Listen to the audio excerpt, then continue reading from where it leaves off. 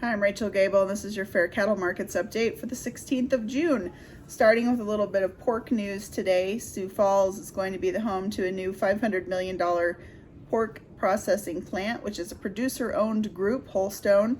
They're hoping to employ about 1,100 people in addition to another 100 support staff, administrative folks.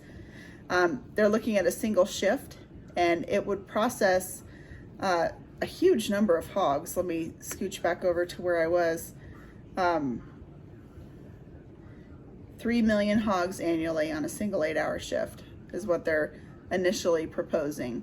Of course, folks in the community are saying that housing and that sort of thing could be a consideration, but they've got a couple of years to figure those things out. It is producer owned, which I certainly appreciate. And they said that about 70 of the member owners live within a 50-mile radius of Sioux Falls. So, news you can't beat with a stick. Also, the USDA announced today that there would be some additional pandemic assistance for producers funds, which since January, $11 billion has been allocated. And of course, you guys know I like to know where the money goes. So, we'll talk about that in just a second.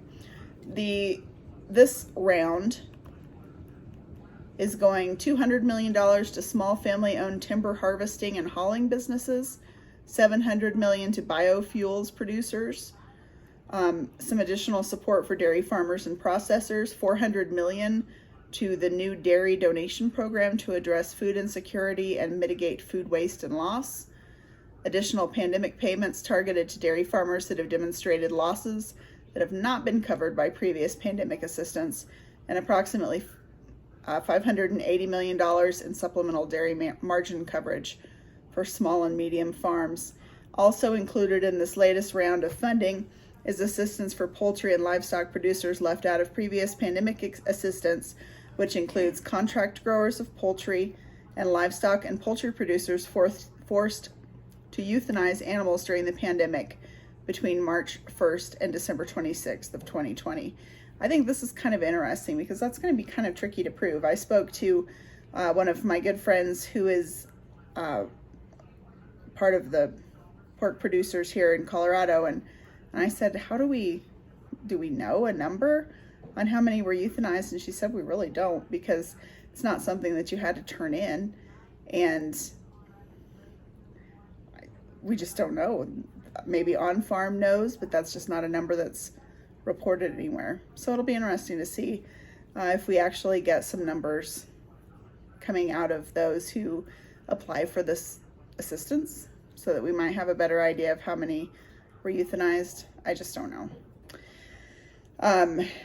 There's also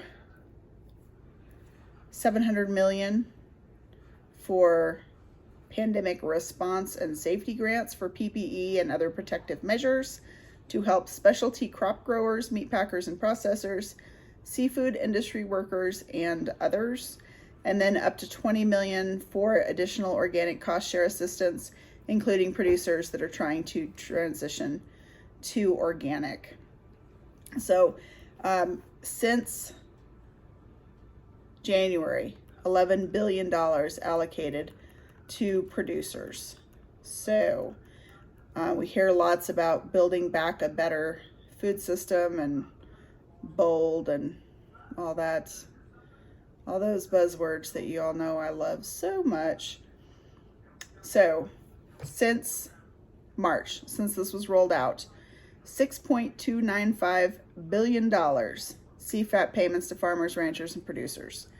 $35 million in value-added producer grants, which was paid March 5th. $169.9 million in specialty crop block grants.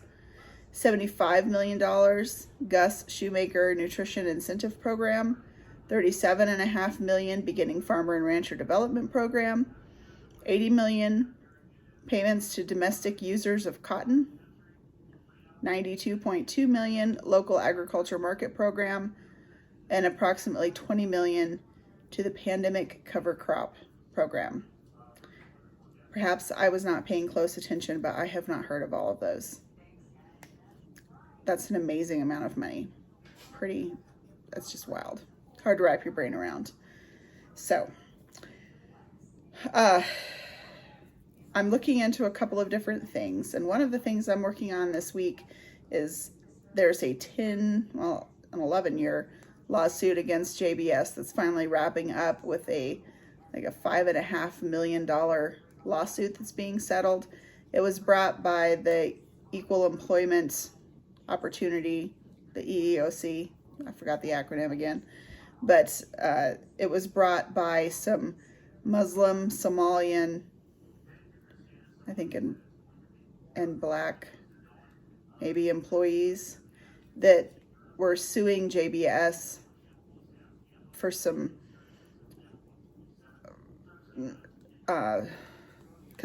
religious considerations, especially during Ramadan, which I think is really interesting. We hear so much about labor and how just the cost of doing business for the Big Four, and I think this is kind of interesting. Certainly, if you're near one of those plants, like I am here near Fort Morgan, that there's a big Muslim and Somalian employee base, excuse me. So it's kind of an interesting story, and I'm looking into that. Also looking into cattle trace in Cargill, along with Wilson's up in Nebraska, doing some traceability work. So lots going on this week. I have talked longer than I meant to.